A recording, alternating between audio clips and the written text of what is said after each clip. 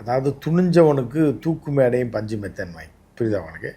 வாஜ்பாய் ஆட்சி காலத்தில் நம்ம வந்து அணுகுண்டு வெடித்தோம் ராஜஸ்தானில், போக்ரானில். அப்போ வந்து அமெரிக்கா வந்து என்ன பண்ணான்னா, அப்போ அப்துல் கலாம் இருக்கார், வாஜ்பாய் இருந்த காலத்தில் ஒருத்தனை பொருளாதாரம் நம்ம சொல்லி தான் அவனுக்கே தெரியும், அமெரிக்கன் சேட்டலைட்டே திருப்பி விட்டார் அப்துல் கலாம், கண்டுபிடிச்சிட முடியாமல். குண்டு வெடித்து 2வது குண்டு வெடித்ததுக்கப்புறம் நம்ம ப்ரெஸ் மீட் வாஜ்பாயை கொடுத்ததுக்கப்புறம், ப்ரெஸ் ரிலீஸ் கொடுத்ததுக்கப்புறம் தான் நம்ம குண்டை வெடித்ததே அமெரிக்காவுக்கு தெரியும். கொந்தளிச்சு கொதிச்சு வெடித்து செதறிட்டாங்க. செதறி அப்படி நீ இதை மீறிட்ட அதை மீறிட்ட, பொருளாதார தடை உன்னை ஒழிச்சு கட்டிடுவேன் நான், இன்னும் இந்தியா ஒழிஞ்சு போச்சா? ஒரு மண்ணு நடக்கலை. வாஜ்பாய் அப்படியா சரி பண்ணிக்க அப்படின்ட்டார். இந்திரா காந்தி காலத்தில் வெடித்தாங்க. அப்போ இந்திரா காந்தி அடித்து துரத்தி விட்டுச்சு அமெரிக்கா கம்பெனியில், ஓடி போயிரு, நைட்டோட நைட்டு அவனு இருக்கக்கூடாது, எதாச்சா நமக்கு ஒன்றும் ஆகலை. வாஜ்பாய் அடுத்து பண்ணார், எதாச்சா ஆகலை.